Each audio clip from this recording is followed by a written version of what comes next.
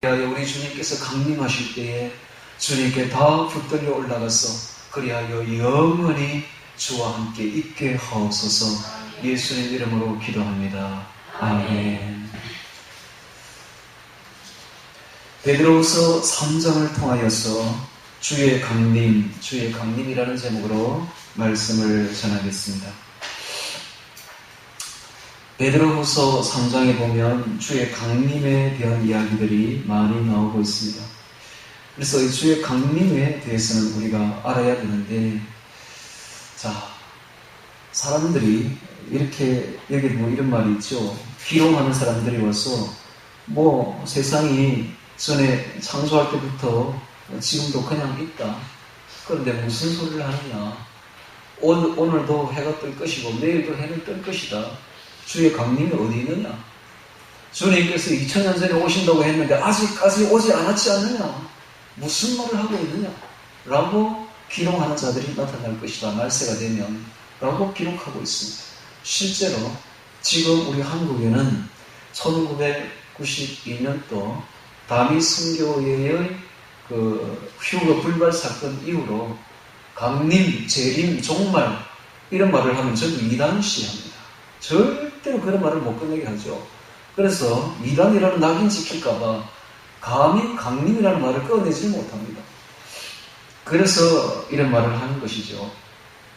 그렇다면 정말로 이 기록하는 자들이 말하는 것과 같이 주의 강림하는 것이 아직도 많이 멀었을까요? 예수님께서 뭐라고 말씀하셨는지 성경을 몇 구절 찾아보면서 우리 보도록 하겠습니다. 몇 군데 찾았으니까 마태복음 16장 2절 찾겠습니다. 갈피를 끼우시고 마태복음 16장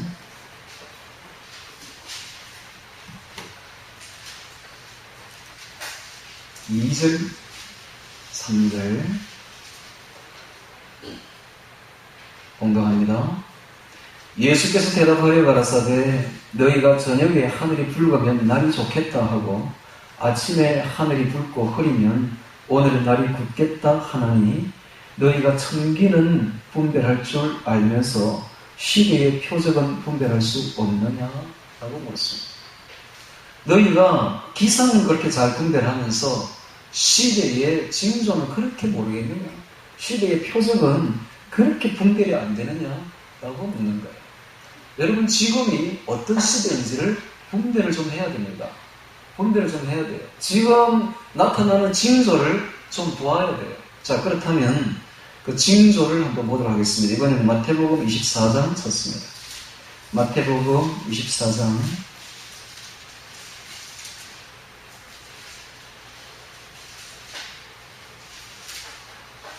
거기 보면 예수님께서 마지막 때가 되면 어떤 징조가 있는지를 말씀하시고 계시죠.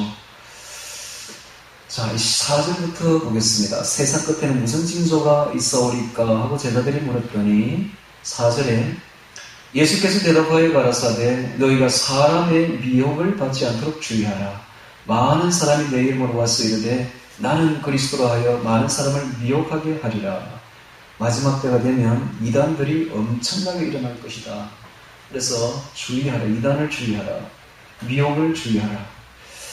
두 번째는 난리와 난리 소문을 듣겠으나 너희는 삼가 두려워 말라. 이런 일이 있어야 하되 아직 끝은 아니니라 그랬습니다. 난리와 난리 소문이 일어나게 될 것이다.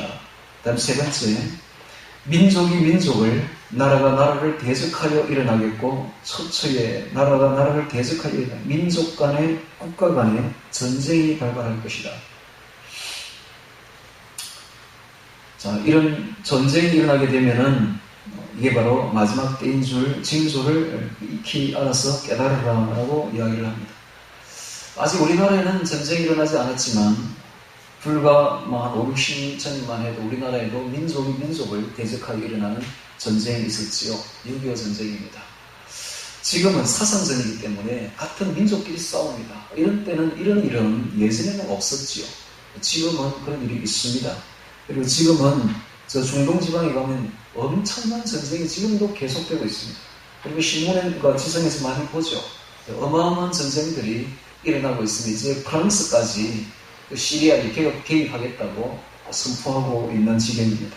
어쨌든 이런 일이 있으면 이게 징조다. 그 다음에 처처에 기근과 지진이 있으리니 라고 말했습니다. 처처에 기근과 지진이 있으리니, 지진에 대해서는 제가 말하지 않아도 여러분들이 너무나 잘 알고 있고 갈수록 강도가 그리고 빈도가 세어지고 있습니다. 그리고 온 세상에 지금 기근이 지금 덮고 있는데 우리나라는 너무 잘 먹고 잘 사니까 기근에 대해서는 잘 모르죠. 지금 세계에 수많은 사람들이 굶어 죽어가고 있다는 사실을 아십니까? 그리고 마지막 때가 되면 엄청난 기근이 덮을 것임을 분명히 이야기를 해주고 있습니다. 자, 기근 이야기를 하니까 한 가지 제가 또 어제 인터넷에 보면서 검색한 게 있는데요. 바다의 물고기라든지 곤충, 특히 벌 같은 거, 아인슈타인은 말하기를 세상에 벌이 없어지면 그로부터 4년 내에 지구에 멸망이 있을 것이다 라고 예언을 했는데, 그만큼 벌이 중요한데요. 우리의 그 식생활에 그 벌이 옮겨줘가지고 이렇게 되는 게 굉장히 중요한데, 그 벌도 엄청나게 죽었고 물고기도 엄청나게 죽었고 고래라든지 이런 고기들이 깨지고 마는 게 너무너무 빈도가 많고 지금 너무 많아요. 그런데 이런 것들이 옛날에는 있었다는 겁니다. 옛날에 없었어요, 그런 일은. 검색에 들어와가지고 이런 일이 막 허다하게 일어납니다. 여러분, 신문지상에서 많이 보죠. 수를 헤아릴 수가 없어요. 깨죽음당하는 것이. 그냥 해안에 꽉 찹니다. 죽은 고기 떼수가. 그럼 그 악취가 말을 할 수가 없죠. 그야말로 종말의 그 분위기를 내고 있는데요. 이런 물고기들이라든지 이런 동물들이 떼죽음을 당하는 것도 하나의 징조가 되겠지요. 자, 8절에 이 모든 것이 재난의 시작이니라. 그때에 사람들이 너희를 환란에 넘겨주겠으며 너희를 죽이리니.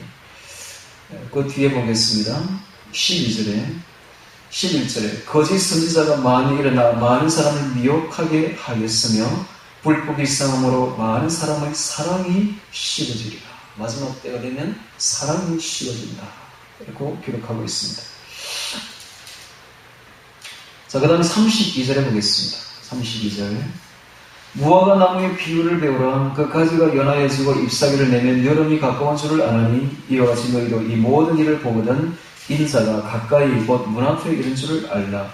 내가 진실로 너희에게 말하노니 이 세대가 지나가기 전에 이 일이 다 이루리라. 천지는 없어지겠으나 내 말은 없어지지 아니하리라.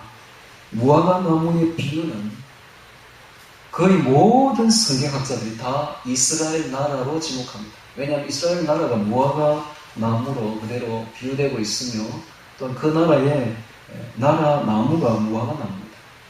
이 이스라엘이 2000년 동안 나라 없이 살다가 1948년도에 나라가 수립됩니다.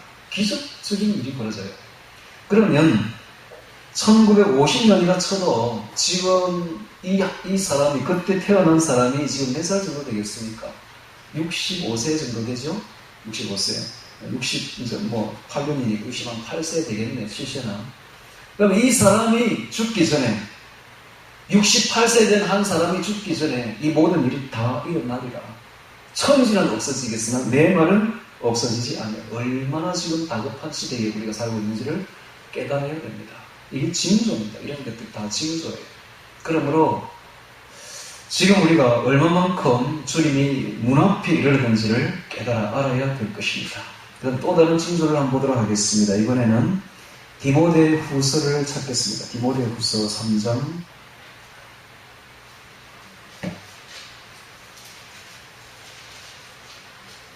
1절, 디모데후서 3장 1절. 이번에는 사회적인 징조를 한번 보도록 하겠습니다. 디모데후서 3장 1절 제가 봉독 하겠습니다. 1절부터. 내가 이것을 알라. 말세에 마지막 때에 예수님이 재림하는 그때에 징조가 있는데 고통하는 때가 이른다 라고 말하며, 사람들은 첫 번째 자기를 사랑하며 되어 있습니다. 자기를 사랑. 마지막 때가 되면 예수님을 사랑하는 사람들이 별로 없고 자기를 사랑하는 사람들이 나타나게 될 것이다. 전부 다 자기 사랑으로 얼룩져 있을 것이다. 그 결과로 사람들은 돈을 사랑하고 자긍하고 교만하고 회방하고 부모를 거역하고 감사치 아니하고. 여러분, 우리 세대 이전만 해도 부모를 얼마나 섬겼습니까? 부모를 섬긴 나머지 어른들이 오면 부모처럼 됐어요. 그래서 차를 타면 우리가 앉아있으면 나이 드신 분이 딱 타면은요, 뭐 말할 필요 없이 이렇습니다. 이러셔서 여기 앉으십시오. 이게 옛날에 우리의 모습 아닙니까? 지금 나이 많은 사람이 차 타면 누가 젊은이들이 일어섭니까? 부모를 거역하는 자들이니까 어른들을 공경할 줄 모르는 거예요. 자기 부모에게 효도하는 사람들은 절대적으로 어른들을 공경하게 되어 있습니다. 시대가 얼마나 악해졌는지 보십시오. 부모를 거역하며 감사치 아니하며 거룩하지 아니하며 무정하며 정이 없어요. 무정합니다. 정말 인정머리 없는 사람들, 사랑이 없는 사람들, 냉철한들, 냉혈한들, 마치 파충류와 같이 냉혈한들이 사는 것 같지 않습니까? 무정하며 원통함을 풀지 아니하며 참소하며 절제하지 못합니다. 자기의 쾌락대로 무조건 사는 사람들, 욕심을 절제하지 못합니다. 사나우며 얼마나 지금 사납습니까? 지금과 같이 사나운 시대를 나는 본 적이 없습니다. 정말 우리 어릴 때에 살인사건 하나가 일어나면 세상이 깜짝 놀랐어요. 그것도 우발적인 살인이야. 어쩌다 보니까 자기도 모르게. 근데 지금은 어떻습니까? 계획적인 살인을 저지르고 얼마나 사나우며 선한 것을 좋아하지 아니하며 배반하며 팔며 조급하며 말세의 징조입니다. 조급합니다. 자만하며 쾌락 사랑하기를 하나님 사랑하는 것보다 더하며 경건의 모양은 있으나 경건의 능력은 부인하지 않아요. 경건이라는 모양은 갖추었는데 진짜 경건한 사람 없어요. 지금 시대는. 교회 다니고는 있으나 전혀 경건하지 않습니다. 세상 사람하고 똑같습니다. 껍질을 벗겨놓고 나면 세상 사람보다 더한 사람들이 오늘날 교회 다니는 사람들 아닙니까? 경건의 모양은 있으나 경건의 능력은 전혀 없는 사람들입니다.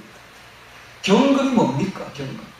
경건은 실생활에서 내가 하나님께 예배드리듯이 살아가는 겁니다. 실생활에서 내가 늘 하나님께 예배드리듯이 하나님을 바라보고 주 예수님만 바라보고 그렇게 사는 것이 바로 그 경건이에요.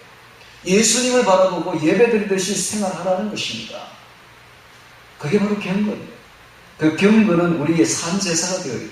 즉 예배는 교회 안에만 예배드릴 것이 아니에요. 교회 밖에 나가서도 계속 예배는 이어져야 됩니다. 24시간 7일 다음 안식일이 다가올 때까지, 다음 주일이 다가올 때까지 계속 예배예요. 산제사입니다. 산예배를 드려야 돼요. 그런데 경건이 전혀 없다는 거예요.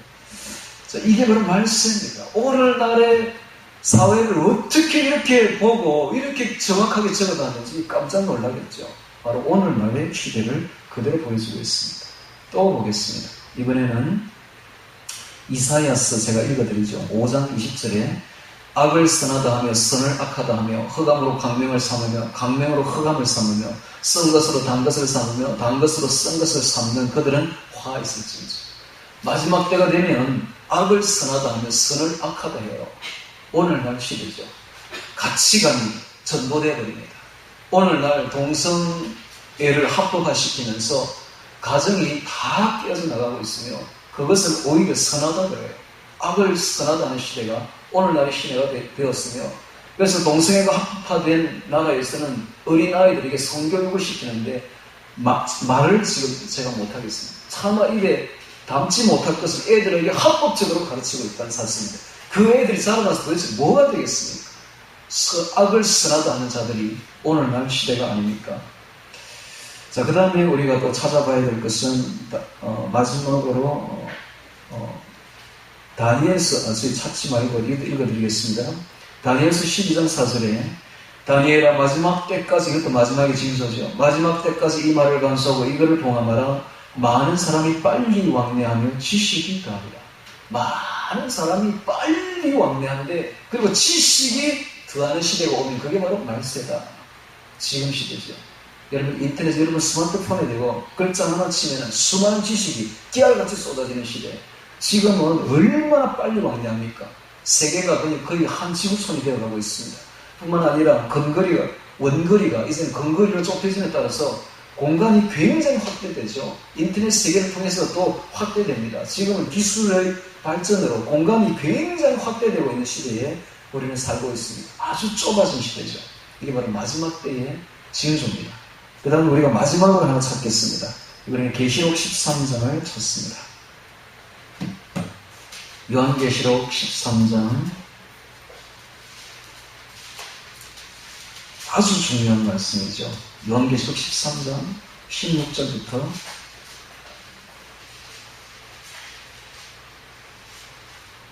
요한계시록 13장 16절부터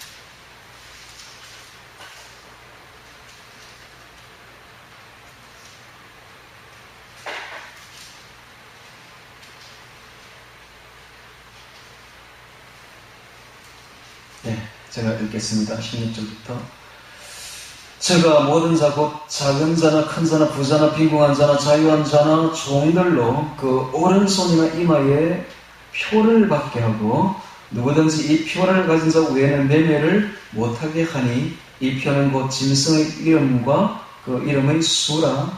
지혜가 여기 있으니 총명이 있는 자는 그 이름의 수를 세보라. 그 수는 사람의 수니 666이니라. 이 말을 컴퓨터가 나타나기 전에는 사람들이 도무지 이해가 안 되는 말이었어요, 이게.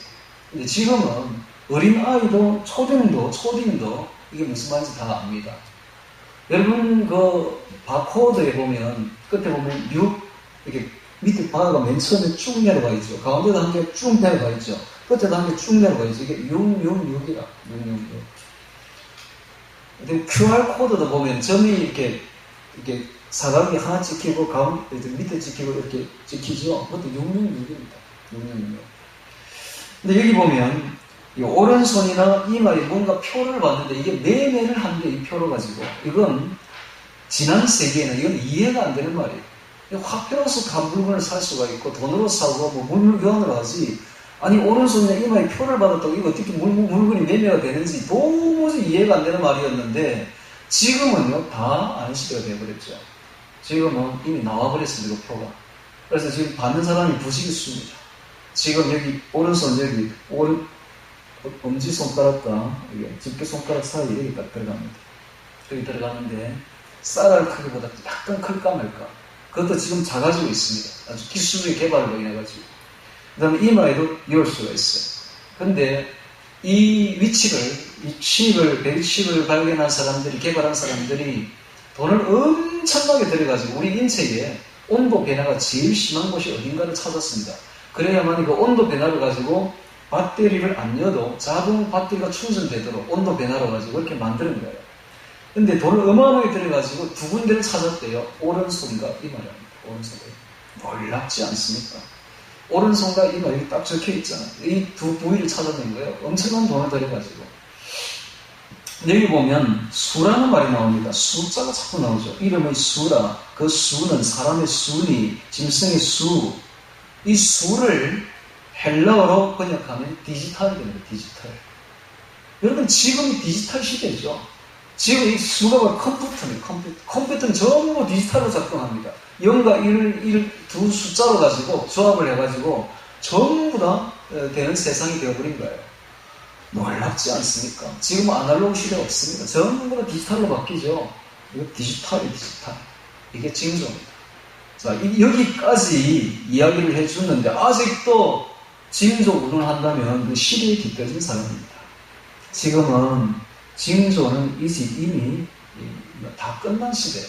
그러면 징조는 우리가 정신이 번쩍 나게 하고 지금이 어느 때인지 분별을 하도록 하는데 필요한 것이지 지금은 징조 운운할 필요 없습니다.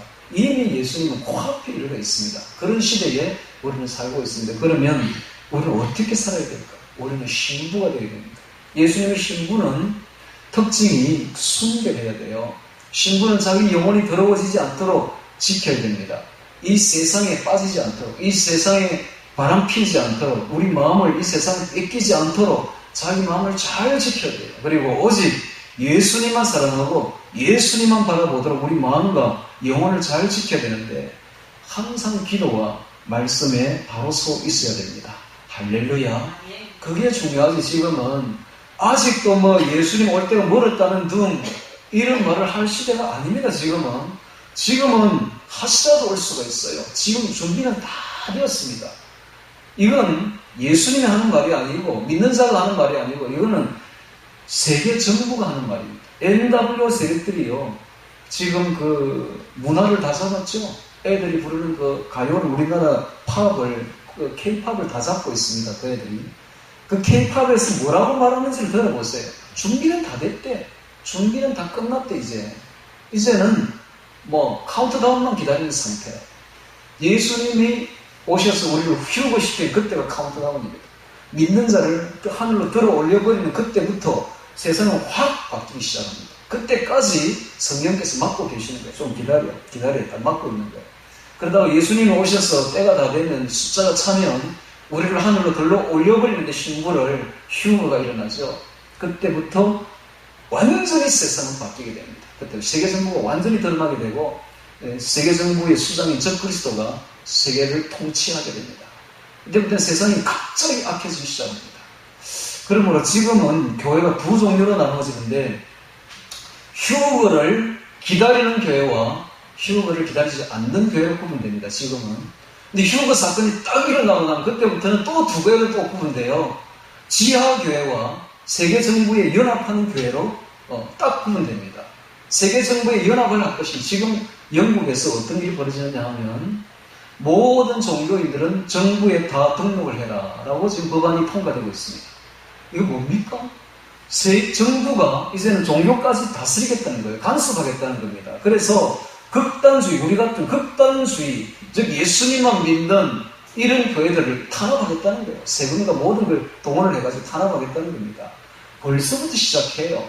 근데 휴거 사건이 딱 일어나고 나면 모든 종교에 탄압이 들어옵니다. 그러면 지하교회로 가든지 아니면 교회 다 해산해야 돼요. 해산하고 혼자서 믿든지 둘 중에 하나 이제 가야 돼요. 안 그러면 전부 세계 종교에 연합한 교회가 되게 되는데 우리나라에만 해도 벌써 50%가 넘습니다. 지금 벌써 WCC라는 데 가입해가지고 벌써요 50%가 넘는 교회들이 전부 세계 정부에 다 가입하는 상태에 지금 놓여 있다는 걸 알아야 돼요. 이렇게 급박한 시대에 우리는 서 있습니다. 그러니 지금 뭐 아직도 주의 재림이 멀었다는 등 이런 말 할 시대가 아닙니다. 지금은 주의 재림은 내일이라도 오실 수 있고 오늘도 오실 수 있습니다. 그 하루하루를 천년과 같이 주님을 기다리면서 자신을 오로지 주님만 바라보게 해야 됩니다. 할렐루야. 그래서 자신을 영원히 더럽히지 않도록 하는데 역점을 쏟아야 될 시대에 우리는 서 있다는 걸 알아야 됩니다. 자, 이제 베드로후서 3장 1절부터 같이 보면서 주의 강림이라는 제목으로 말씀을 보도록 하겠습니다.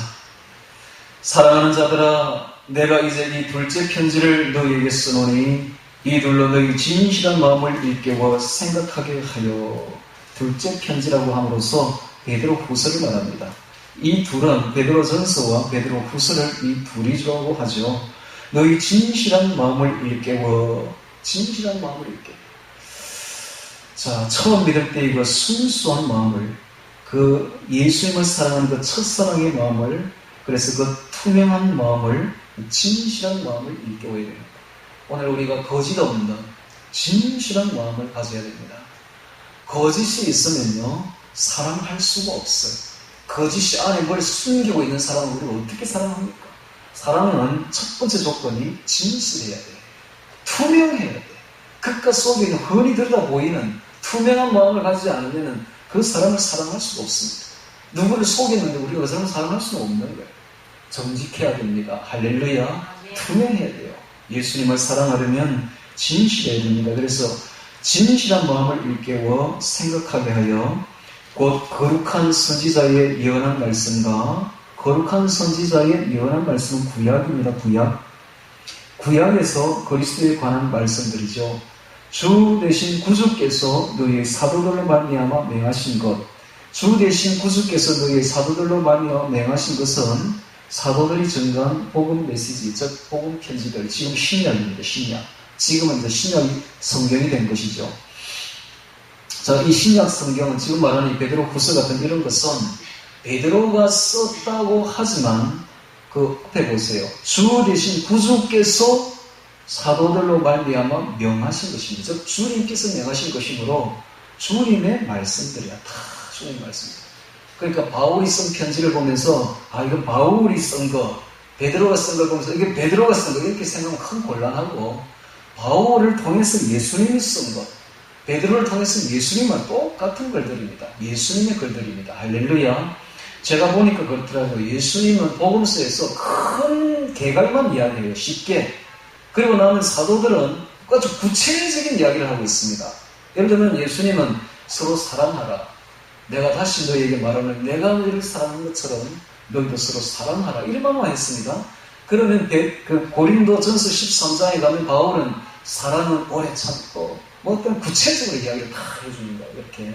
그래서 원로는 예수님이 말씀하시고 강론은 사도들이 다 구체적으로 이렇게 말을 하는 걸 볼 수가 있습니다. 다 예수님의 음성들이죠. 사도들로 말미암아 명하신 것을 기억하게 하려 하노라. 자, 이 사도들이 명하신 것은 당시에 아직 성경으로 인정되지는 않았지만 칼타고회의, 즉 397년에서 인정받게 됩니다. 그렇지만 그 전에 이미 초대교회는 사도들의 편지를 정경으로 알고 그와 같은 권위를 부여하고 그것을 성경으로 알고서 그렇게 보고 있었다는 사실입니다. 이적과 전부터 이미. 그래서 지금 이런 말을 하는 거예요. 구약 말씀과 사도들이 준 말씀을 기억하게 하려 하노라. 3절. 먼저 이것을 알지니 말세에 기롱하는 자들이 와서 거짓 선생들이 와서 자기의 정욕을 쫓아 행합니다. 거짓 선생의 특징이 뭐냐 하면 정욕을 쫓아 행합니다. 이게 특징이에요. 자, 오늘 우리가 영혼이 살려면 정욕과 반대로 가야 됩니다. 정욕이란 음란을 행하고자 하는 마음을 정욕이라고 합니다. 거짓 선생들의 특징은 항상 음란을 행하고자 해요. 오늘 음란을 행하고자 하는 이 마음은 우리의 영혼과 벽병전을 벌인다는 걸 알아야 됩니다. 영혼은 내 마음 속에서 정욕을 행하고자 하는 마음과 엄청난 치열한 전투를 벌인다는 걸 알아야 돼요. 결국은 집니다. 결국은 져서 우리 영혼이 지게 되는 지옥으로 들어가게 되죠. 그래서 마귀는 우리의 영혼을 사냥하는 자들인데 뭘로 사냥하느냐? 바로 음란을 행하고자 하는 마음을 가지고 우리 영혼을 사냥한다는 걸 알아야 됩니다. 그러므로 우리가 얼마나 거룩해져야 된다는 사실을 알아야 되는데, 거룩은 바로 예수님 마음이죠. 우리가 예수님과 함께 있을 때 우리는 거룩해지고 성결해집니다. 하나님은 거룩하신 분이므로 거룩하신 자와 교제합니다. 하나님은 우리를 부를 때 거룩한 자를 부르지 거룩하지 않은 음란한 자를 부르지는 않습니다. 그러므로 이 음란이 얼마나 우리의 영혼을 상하게 하는지를 알아야 됩니다. 정욕을 쫓아 행하는 자들이 바로 거짓 선생들이요. 기롱하는 자들입니다. 정욕을 쫓아 행하며 기롱하여 가로되 주의 강림하신다는 약속이 어디 있느냐? 왜 이런 말을 할까요? 자기의 음욕을 피우기 위해서 이런 말을 하는 거죠. 주의 강림한다는 걸 안다면 아무도 음란을 행할 사람 없습니다. 자기의 음욕을 행하기 위해서, 정욕을 쫓아 행하기 위해서 이렇게 말을 하는 것입니다. 주의 강림하신다는 약속이 어디 있느냐? 조상들이 장 후로부터 만물이 지금 창조할 때와 같이 그냥 있다 하니 이는 하늘이 예적부터 있는 것과 땅이 물에서 나와 물로 승립한 것도 하나님의 말씀으로 된 것을 저희가 불어 잊으려 함이로다. 즉 하나님이 이 세상을 창조한 사실조차 일부러 잊으려고 한다. 오늘날 사람들은 그대로 보고 이야기하고 있죠. 놀랍게도 르네상스가 일어나기 전에는 모든 사람들이 다 이 세상은 신이 창조한 줄 알았어요.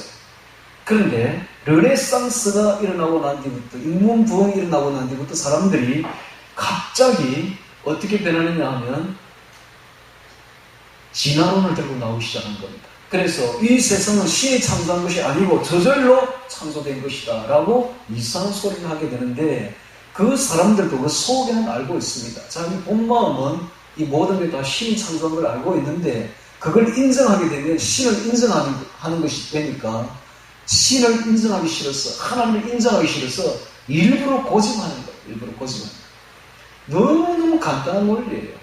너무 간단한 원리예요. 여러분, 이거 하나만 해도 간단하게 해결되는데 진화론이 깨는 거는, 진화론자들이 이렇게 말합니다. 원숭이가 사람이 되었다라고 말합니다. 원숭이가 돌연변이를 일으키다 보니 사람이 됐대. 근데 그 중간 단계는 찾은 경우가 없습니다. 그러면 한 가지 물어보면 돼요, 그 사람들에게. 그러면 어떤 원숭이가 그 돌연변이가 되어 사람이 탁 됐는데 남자가 됐단 말이지. 그러면 그 남자가 똑같이 딱 그와 똑같은 변이를 일으켜가지고 완전히 되는 여자를 딱 또 만들어야만이 그 둘이 사람이 되고 인종을 번식시킬 거 아니냐. 그럼 어떻게 된 거냐? 말을 못합니다. 왜냐하면 자기들은 그 원숭이가 진화되가 사람이 될 때까지 엄청난 시간을 간격을 두고 있거든요. 그러면 똑같은 남자가 되면 또 여자가 되려 하면 또 시간이 되는데 그 남자 죽어버리면 의미 없단 말이에요. 여자가 되기까지는. 그러니까 암수가 어떻게 이렇게 정확하게 같은 날 진화될 수 있느냐라고 묻는다면 답변 못합니다. 한 가지만 해도 너무 간단한 논리인데도 이 어거지로 지금도 진화론이라고 고집하죠. 새빨간 거짓말을 가지고. 왜? 일부러 여기 있잖아요. 일부러 하나님이 창조하신 것을 잊어버리려고. 즉 신을 부인하려고. 하나님을 인정하기 싫었어. 하나님을 인정하기 싫어. 이것은 천국과 지옥도 인정하기 싫다는 이야기죠. 즉 자기 영혼이 지옥 들어가는 걸 너무나 잘 알기 때문에 하나님을 인정하는 순간 내가 지옥 간다는 걸 알기 때문에 그게 싫은 거예요. 그래서 진화론을 고집하는 거죠. 일부러 잊으려고 합니다. 6절에 이로 말미암아 그때 세상은 물의 넘침으로 멸망하였을 때 노아의 홍수로 이제 하늘과 땅을 그 동일한 말씀으로 불사르기 위하여 이제 마지막 때는 물로 심판하는 것이 아닙니다. 불로서 심판합니다.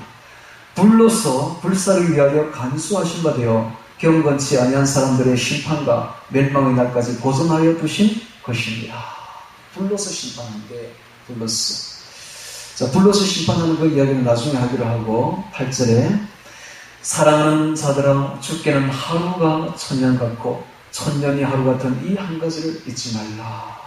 자, 이 말씀은 아주 은혜로운 말씀입니다. 주님께서는 천년을 하루같이 기다려 주십니다.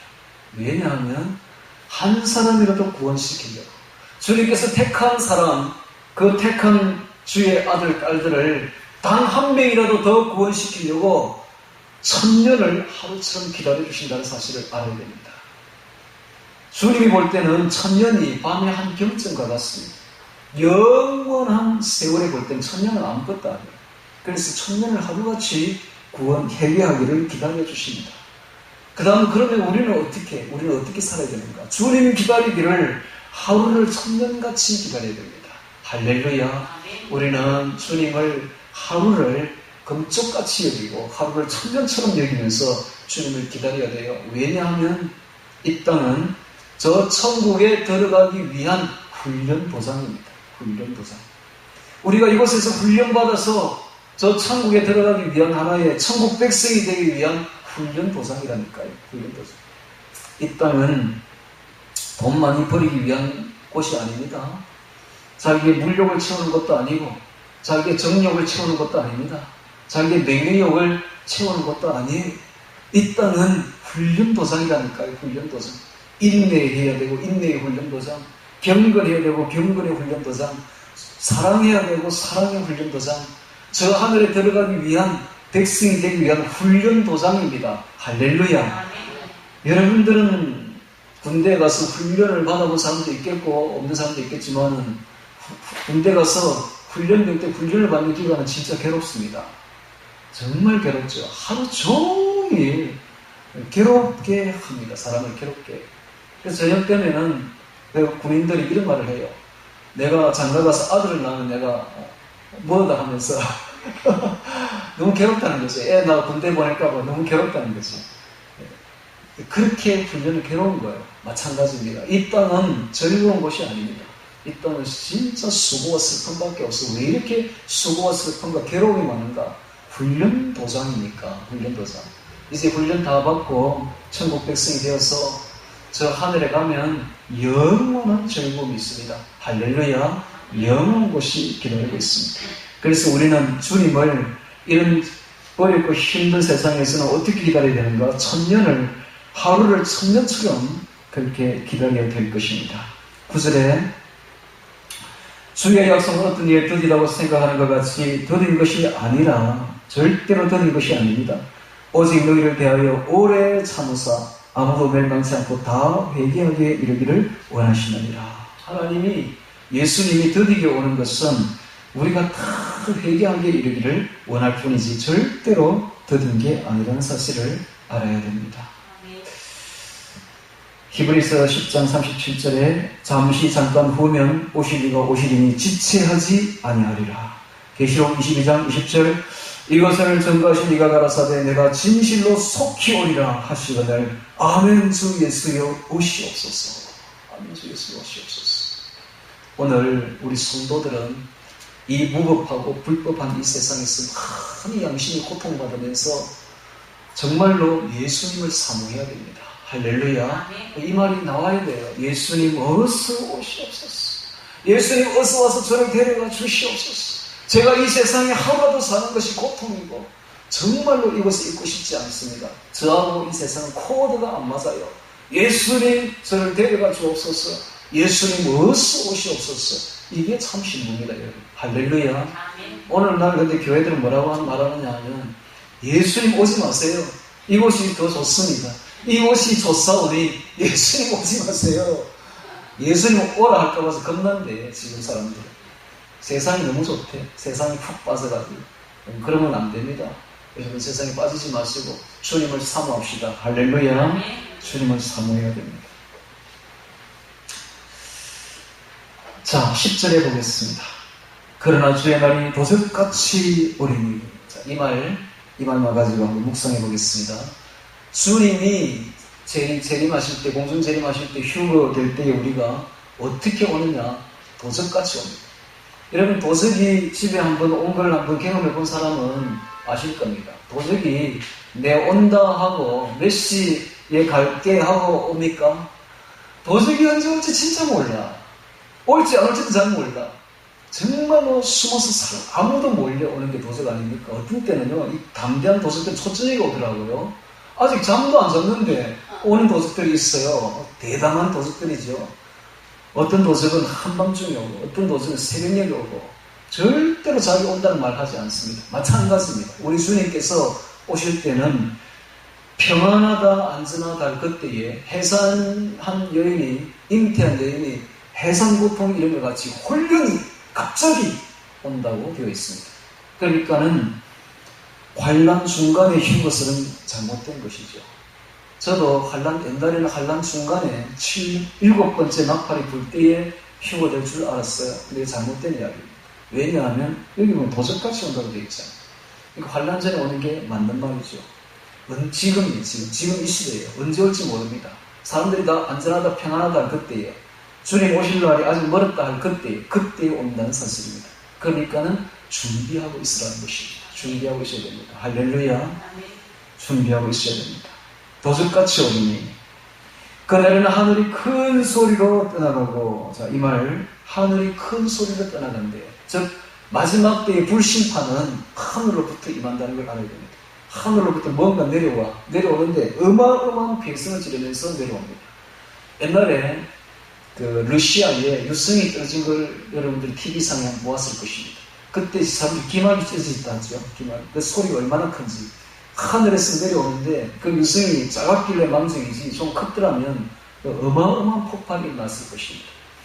지금 과학자들이 말을 합니다. 반경 1km짜리 유성이 지구에 충돌하게 되면 원자폭탄 수백만 개와 맞먹는데요.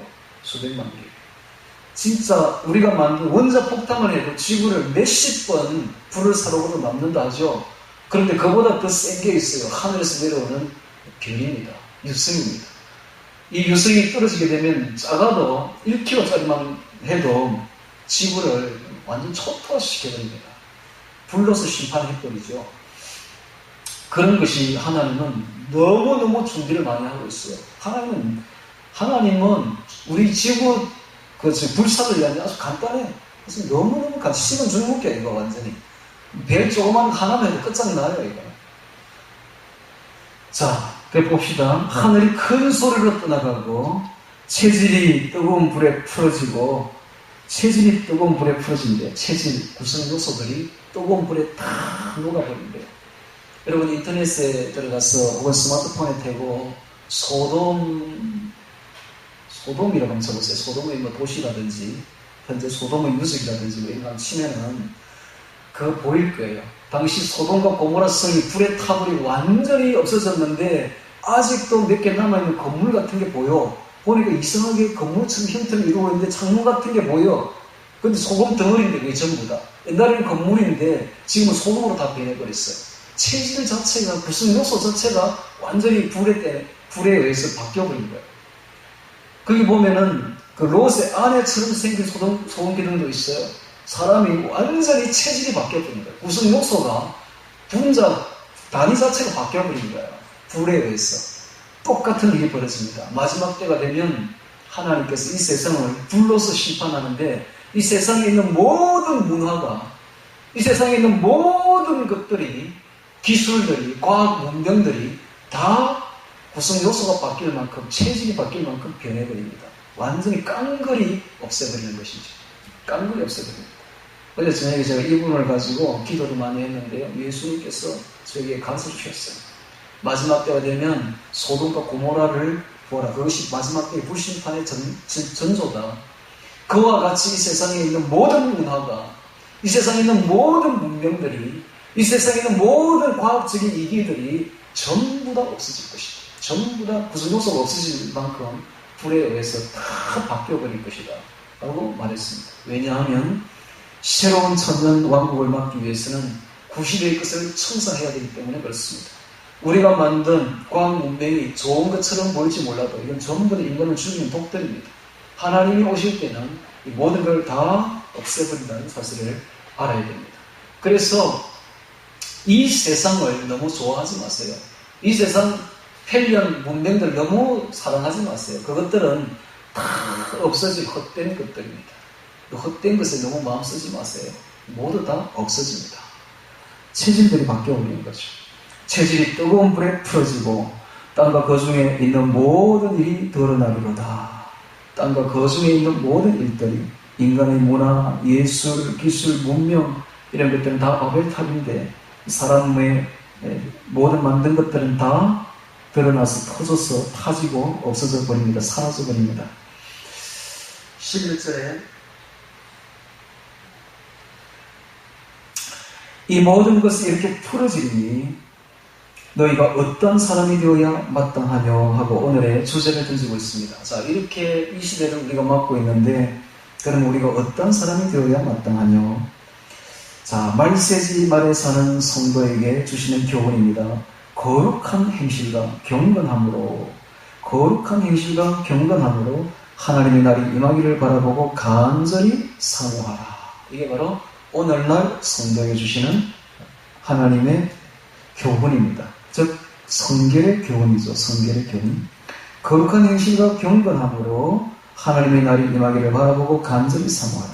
여기 경건이 나오고 있습니다. 아까도 제가 이야기했듯이 경건은 매일 제사를 드리듯이, 매일 예배를 드리듯이 행동하는 것입니다. 즉 매일 매 순간마다 하나님을 바라보고 예수님을 바라보고 살아가는 것입니다. 이것이 바로 경건입니다. 간단하죠? 매일 예수님을 바라보고 살아가는 것이 바로 경건이 되는 거예요. 오늘 우리가 예수님을 매 순간 인정해야 되고 매 순간 예수님과 동행하시길 바랍니다. 할렐루야. 그 동행의 방법으로 기도와 찬송이 있습니다. 기도와 찬송. 그리고 말씀이 있습니다. 말씀 생활하셔야 되고 기도 생활하셔야 되고 그리고 찬송 생활하셔야 돼요. 그래서 하루에 한 곡씩 매일 외워서 부른다면 그래서 그 찬송 가사 속에서 우리는 주님과 동행할 수가 있으며 그래서 주님을 늘 바라볼 수가 있으며 주님과 함께 있을 수가 있습니다. 이것이 바로 경건이에요. 경건. 자, 주님과 함께 있는 사람은 절대로 음란한 마음을 품지 않습니다. 그렇죠? 자기의 정욕대로 놀지 않습니다. 항상 눈을 세상에 꼽는 것이 아니라 항상 눈을 하늘에 두는 사람, 예수님에게 두는 사람이 바로 경건한 사람들이에요. 마지막 때입니다. 우리는 항상 눈을 들어서 주바라기가 되어야 됩니다. 할렐루야. 해바라기는 해를 바라보고 있듯이 늘 우리는 주님을 바라보고 있는 주바라기가 되어야 돼요. 이게 바로 경건한 사람이에요.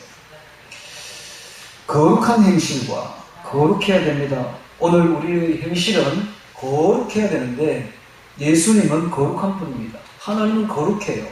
그래서 하나님은 거룩한 사람을 부르지 거룩하지 않는 사람을 부르지는 않습니다. 오늘 우리가 거룩해야 되는데 이 거룩은 바로 거룩하신 예수님과 늘 함께 있으면 자연히 거룩해집니다. 할렐루야. 방법이 그거밖에 없어요. 우리가 아무리 거룩하려고 노력해도 우리는 거룩할 수가 없는 사람들인데 거룩하신 하나님과 함께 있으면 자연히 그 물이 배에서 거룩해집니다.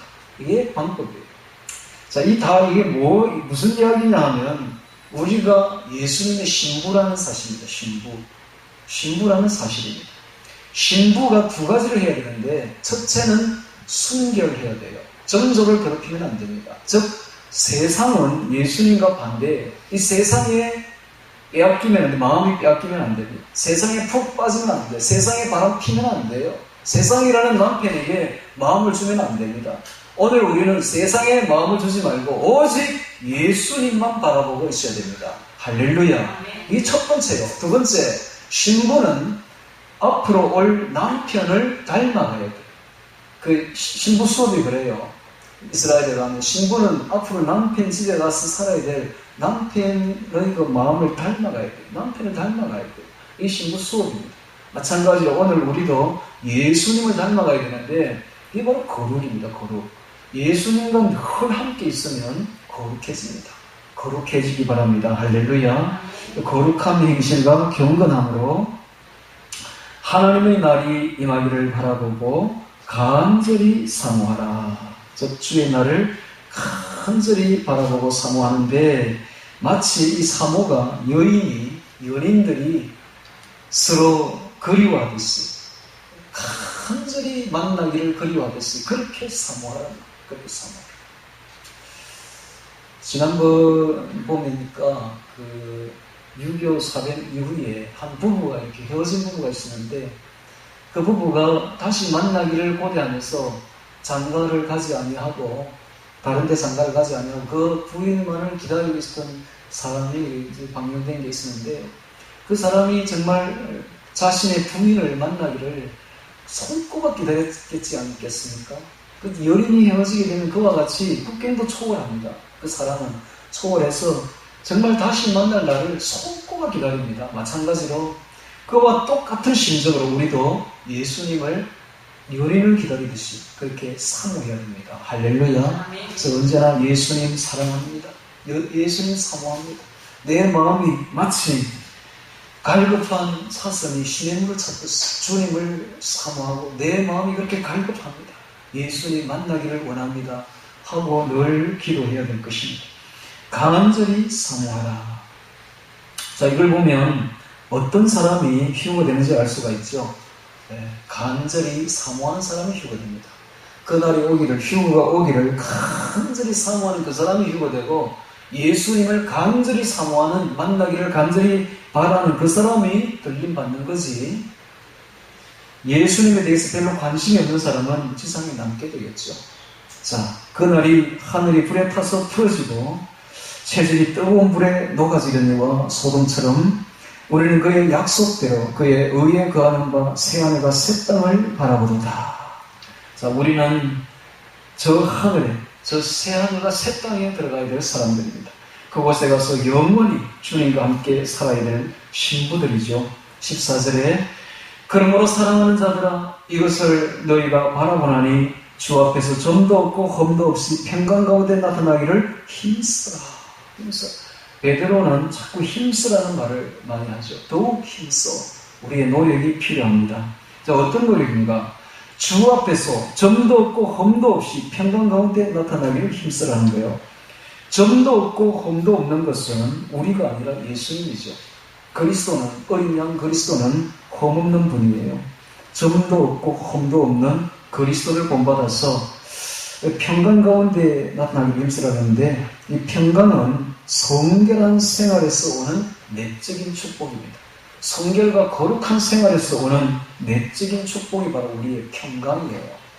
그래서 우리가 그리스도를 본받아서 점도 없고 험도 없는 그리스도를 본받아서 성결한 생활을 하는 가운데서 주의 주시는 평강 가운데서 늘 살아야 될 것이며 그렇게 하기를 힘써야 됩니다. 15절에 또 우리 주의 오래 참으심이 구원이 될 줄로 여기라. 재림을 지연시킨 것은 택한 자를 구원하시려는 한 명이라도 더 구원하시려는 주님의 사랑과 관용과 인내 때문에 그렇습니다. 우리 사랑하는 바울 형제도 그 받은 지혜대로 너희에게 이같이 썼고 재림에 관해서 썼고 또 그 모든 편지에도 이런 일에 관하여 말하였으되 그 중에 알기 어려운 것이 더러 있으니 성경에는 난해한 구절들이 많이 있어요. 무식한 자들과 구세지 못한 자들이 다른 성경과 같이 그것도 억지로 풀다가 스스로 멸망에 이르느니라. 무식한 자들이 나옵니다. 무식한 자들이 어떤 사람들이냐? 알지 못하는 사람들이 무식한 사람들인데 뭘 알지 못하는가? 바로 성령께서 그리고 사도를 통해서 영적 진리를 배우지 못한 자가 바로 무식한 자들이에요. 이 성경은 누가 알 수 있느냐 하면 성령 받은 사람만이 알 수가 있는 책이에요. 성령을 받지 못한 사람은 아무리 머리가 좋아도 읽어도 이거 모르게 되어 있는 책이에요. 그 다음에 사도로부터 내려오는 영적 진리들이 있습니다. 항상 전통적인 그 진리 해석법들이 있어요. 그것을 우리가 배워야 돼요. 그래서 이게 바로 이런 걸 배우지 못한 사람들이 바로 즉 성령으로부터 사도로부터 영적 진리를 배우지 못한 사람들이 바로 무식한 자들이죠. 그러한 사람들이 굳세지 못한 또 자들이 있어요. 굳세지 못한 자들은 믿음에 굳세게 서 있지 못한 자들입니다. 즉 믿음이 없는 자들이죠. 믿음이 없는 자들이 성경을 억지로 풀다가 잘못 가르치게 되면 큰 형벌을 받게 됩니다. 이 성경은 함부로 풀면 안 됩니다. 성경을 지 마음대로 아전인수격으로 세상 지식으로 지 원하는 대로 끌어다가 지 생각에 맞추어가지고 그렇게 해석하는 자들이 있는데 이 거짓 선지자죠. 거짓 선지자. 그런 자들은 큰 형벌을 받습니다. 왜냐하면 이 성경 한 구절은 우리의 생명을 좌우합니다. 우리의 영원한 생명이 여기에 달려 있습니다. 한 구절에 해석에 달려 있는 거예요. 그러니까 이것은 진짜 성령님께 물어야 돼요. 한 구절 한 구절마다 예수님께 물어봐야 돼요. 물어보고 예수님으로부터 답변을 받아야 되는 것이지 자기 스스로 지 생각에 맞추어가지고 끼워 맞추기 식으로 풀면 큰일 납니다. 자기만 망할 뿐만 아니라 수많은 영혼을 지옥으로 끌고 가는 거죠. 그래서 의사를 잘못 만나면 우리가 죽습니다. 그렇죠? 의사가 사람을 살리기도 하지만 죽이기도 합니다. 그래서 의사의 메스는 대단히 무서운 메스의 칼은. 그 다음에 의사보다 더 무서운 사람들이 있어요. 교사들입니다. 교사들은 아이들의 정신세계를 죽일 수도 있고 살릴 수도 있어요. 의사보다 훨씬 더 무서운 무기를 가지고 있는 사람들이 바로 교사들이에요. 근데 교사보다 더 무서운 사람들이 있어요. 바로 영적 지도자들입니다. 이 영적 지도자들은 잘못 지도해버리면 이거는 교사, 의사에 비할 바가 아니라 이건 영원한 지옥이야. 영원한 지옥 바로. 그래서 앞에서 강단에서 가르치는 자들은요, 얼마나 책임이 무거운가를 알아야 돼요. 말 잘못 한마디 함에 따라서 그 날카로운 빗으로 가지고 사람의 심령을 찔러서 쪼개서 지옥으로 보내버릴 수도 있고 살려서 천국으로 보내버릴 수도 있는 엄청나게 무서운 사람들입니다. 무서운 직책을 가진 사람들이에요. 그러니까 함부로 풀면 안 됩니다. 항상 전통적인 사도들이 가르치는 해석법과 그 다음에 그게 50%, 그 다음에 항상 예수님께 물어봐야 돼요. 할렐루야. 성령 충만한 자들이 일을 할 수가 있는 것이지 성령 못 받은 자들이 일을 하면 큰일 납니다. 성령 받아서 항상 예수님께 물어보고 답변해야 됩니다. 17절에 그러므로 사랑하는 자들아 너희가 이것을 미리 알았은즉 진리를 알았은즉 무법한 자들의 미혹에 이끌려 너희 무슨 데서 떨어질까 삼가하라. 무법한 자들이 나오고 있습니다. 무법한 자들이 누구일까요? 무법한 자들은 양심을 저버리고 부도덕하고 탐욕적이고 이기적인 자들이 바로 무법한 자들이죠. 무법한 자들은 아주 이기적입니다. 탐욕적이고 부도덕합니다. 양심을 저버린 자들입니다. 이러한 자들이 교회 내에 굉장히 많습니다. 교회 지도층 안에, 거짓 선지자 안에 이런 자들이 너무 많죠. 오늘날 교회 목사라는 사람들이 자기의 탐욕에 이끌려가지고 자기가 퇴직할 때 퇴직금 가지고 싸우는 사람들이 너무 많습니다. 저는 그런 사람들을 볼 때마다 무법한 자라고 볼 수밖에 없는 거예요. 탐욕에 이끌리면 안 됩니다. 부도덕에 이끌려서도 안 돼요. 아니, 먹고 살면 되지. 먹고 살면. 저는 항상 참 우리나라에 보면 대통령들이 너무 불쌍한데, 아니, 대통령을 했으면 얼마나 명예스럽습니까? 자자손손 만대로 우리 할아버지가 대통령 지냈다 하면 얼마나 명예스러워요. 그렇게 재산이 뭐 필요합니까? 돈이 필요합니까? 아니, 그것도 퇴직하니까 나라에서 돈 많이 주던데 보니까 월급을. 뭐가 필요해서 도둑질을 해가지고 우리 할아버지가 대통령 하다 도둑질 했다는 소리를 듣습니까? 목사도 마찬가지입니다. 목사가 돈이 뭐가 필요합니까? 목사라는 그 직임 자체는요, 너무너무 영광스러운 직임이에요. 그거 하나만 하면 충분하지 않습니까? 그냥 먹고 살면 되는 거 아닙니까? 좀 굶으면 또 어디에 덧납니까? 무법한 자들은 부도덕한 자요, 탐욕적인 자요, 아주 이기적이며 양심을 저버린 자인데, 성경의 마태복음 7장에 보면 이 불법을 행하는 자들아 내게서 떠나가라, 내가 너희를 도무지 알지 못하노라 하는 그 불법을 행하는 자가 바로 여기 무법한 자들인 것입니다. 그 무법한 자들의 미혹에 이끌려 너희 굳센 데서 떨어질까 삼가하라. 오직 우리 주 곧 구주 예수 그리스도의 은혜와 저를 아는 지식에서 자라가라.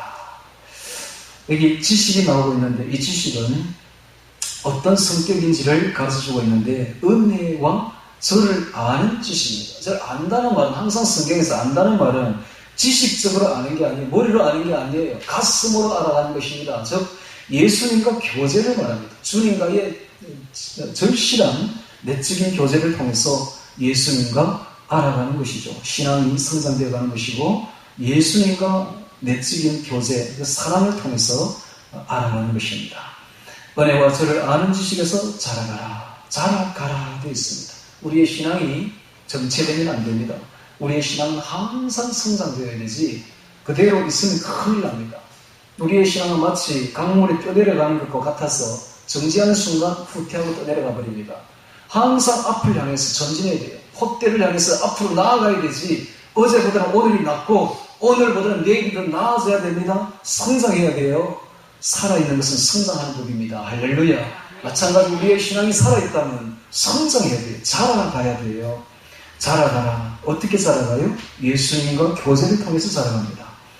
영광이 이제와 영원한 날까지 저에게 있을지어다. 영원한 날이 나오고 있습니다.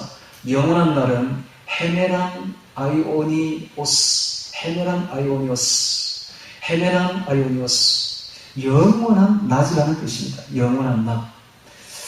이 영원한 낮은 바로 천국이죠. 빛 대신 하나님이 계시는 곳은 밤이 없습니다. 영원한 낮이 계속됩니다.